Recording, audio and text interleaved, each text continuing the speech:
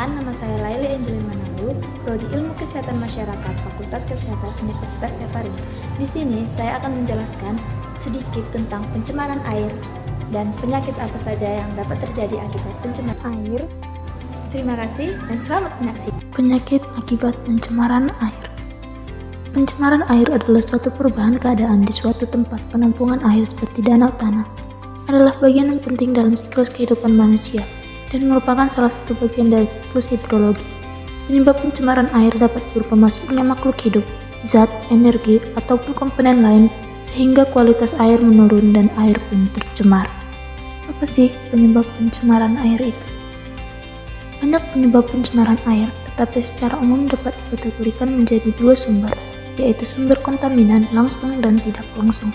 Sumber kontaminan langsung meliputi efluent yang keluar dari industri, TPA sampah, rumah tangga, dan sebagainya. Sumber tak langsung adalah kontaminan yang memasuki badan air dari tanah, air tanah, ataupun atmosfer berupa hujan. Kita masuk ke penyakit akibat pencemaran air. Pertama, diare. Diare adalah sebuah kondisi ketika pengidapnya buang air besar atau BAB lebih sering dari biasanya. Seseorang yang bisa dikatakan mengalami diare bila ia BAB sebanyak 3 kali atau lebih dalam satu hari. Selain itu, fases yang dikeluarkan juga lebih encer. Banyak faktor yang dapat menyebabkan seseorang terkena diare. Di antaranya, bakteri dari makanan atau air yang terkontaminasi, virus seperti flu, norovirus atau rotavirus, parasit, intoleransi atau sensitivitas terhadap makanan seperti laktosa dan fruktosa, alergi makanan, efek samping dari obat-obat tertentu, penyakit yang mempengaruhi lambung, usus kecil atau usus besar seperti penyakit Crohn, masalah dengan fungsi usus besar seperti sindrom iritasi usus besar, penyakit celiak atau penyakit yang menyebabkan tubuh menolak protein gluten. Ada beberapa gejala jika seseorang mengalami diare. Yang pertama, proses lembek dan cair, nyeri dan kram pada perut, mual dan muntah, nyeri pada kepala, kehilangan nafsu makan, haus terus-menerus, dan darah pada fases. Ada beberapa cara pengobatan ketika kita mengalami diare. Yang pertama, mengkonsumsi banyak cairan untuk menggantikan kehilangan cairan, baik melalui oral maupun melalui intravena.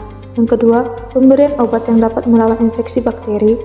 Dan yang ketiga, pengobatan diare yang disesuaikan dengan penyebabnya. Ada beberapa cara yang dapat kita lakukan agar tidak terjangkit diare. Yang pertama, selalu mencuci tangan terutama sebelum dan setelah makan, setelah menyentuh daging yang belum dimasak, setelah dari toilet, atau setelah bersin dan batuk, dengan menggunakan sabun dan air yang bersih. Yang kedua, mengkonsumsi makanan dan minuman yang sudah dimasak hingga matang sempurna. Yang kedua ialah penyakit disentri. Disentri adalah peradangan dan infeksi pada usus yang mengakibatkan diare yang mengandung darah atau lendir. Disentri terbagi atas dua. Yang pertama, disentri basiler atau shigellosis dan disentri amoeba atau amoebiasis. Faktor risiko dan penyebab disentri. Disentri basiler disebabkan oleh infeksi bakteri Shigella, kebersihan diri kurang, benda yang terkontaminasi parasit atau bakteri penyebab disentri yang masuk ke dalam mulut seseorang, makanan dan air yang terkontaminasi kotoran manusia, daerah dengan ketersediaan air bersih yang tidak memadai, lingkungan dengan tempat pembuangan limbah yang tidak tertata dengan saksama, dan penggunaan pupuk untuk tanaman yang berasal dari kotoran manusia. Ada beberapa gejala yang akan kita alami ketika terkena disentri. Yang pertama, mual, kram perut, diare disertai darah atau diare yang cukup parah, sakit saat buang air, muntah berulang-ulang, demam tinggi, penurunan berat badan secara drastis, dan munculnya gejala dehidrasi seperti merasa sangat kehausan, pusing, dan jantung berdebar. Beberapa pencegahan yang harus kita lakukan agar terhindar dari disentri. Yang pertama, selalu mencuci tangan dengan air dan sabun, terutama sebelum makan, memasak, menyiapkan makanan, dan setelah buang air besar serta setelah mengganti popok bayi. Yang kedua, hindari kontak langsung dengan pengidap disentri. Yang ketiga, hindari penggunaan handuk yang sama dengan pengidap disentri. Gunakan air panas untuk mencuci pakaian pengidap disentri, dan hindari tertelan air ketika berenang di fasilitas umum. Selalu bersihkan toilet dengan disinfektan setiap selesai digunakan. Hindari memakan buah-buahan yang dikupas oleh orang lain. Selalu mengkonsumsi air yang telah dimasak, dan hindari es batu yang dijual sembarangan.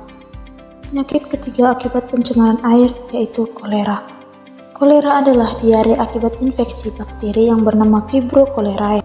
Penyakit ini dapat terjadi pada orang dewasa maupun anak-anak, dan diare yang ditimbulkan dapat sangat parah hingga menimbulkan dehidrasi. Bakteri kolera hidup di alam bebas, terutama di lingkungan perairan seperti sungai, danau, ataupun sumur. Sumber penyebaran utama bakteri kolera adalah air dan makanan yang terkontaminasi oleh bakteri kolera. Ada beberapa faktor yang dapat meningkatkan risiko terjangkit bakteri kolera. Yang pertama, hidup di lingkungan yang tidak bersih. Kedua, tinggal serumah dengan penderita kolera. Dan yang ketiga, bergolongan darah O. Ada beberapa cara yang dapat kita lakukan untuk mencegah terjangkit kolera. Yang pertama, tidak membeli makanan yang tidak terjamin kebersihannya. Yang kedua, tidak mengkonsumsi makanan mentah atau setengah matang. Yang ketiga, hanya menggunakan air bersih untuk memasak. Yang keempat, tidak mengkonsumsi susu segar yang belum diolah. Yang kelima, minum air mineral botol atau air yang telah dimasak hingga mendidih. Dan yang terakhir, mencuci sayur dan buah hingga bersih sebelum dimakan. Jika sudah terkena kolera, ada beberapa pengobatan yang bisa kita lakukan. Yang pertama, obat antibiotik untuk mengurangi jumlah bakteri sekaligus mempercepat penyembuhan kolera.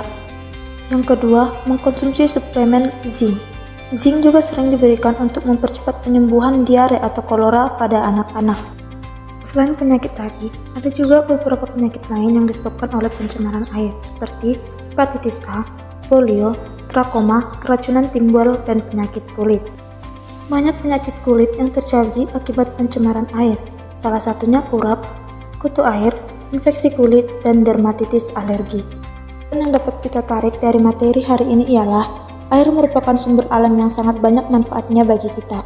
Banyak sekali aktivitas manusia yang memerlukan air, seperti memasak, menyuci, mandi, dan banyak yang lainnya. Air yang tercemar sangat merugikan bagi lingkungan, terutama manusia, salah satunya di bidang kesehatan. Banyak penyakit yang akan terjadi akibat pencemaran air. Maka dari itu, kita harus selalu menjaga kebersihan air dengan tidak membuang sampah ke sungai atau ke sumber air, tidak membuang limbah pabrik ke sungai, dan selalu menjaga kesterilan air. Selalu memasak air hingga mendidih sebelum dikonsumsi. Demikianlah materi yang dapat saya sampaikan hari ini. Jika ada salah kata, tutur, dan kekurangan pada materi, saya mohon maaf dan terima kasih.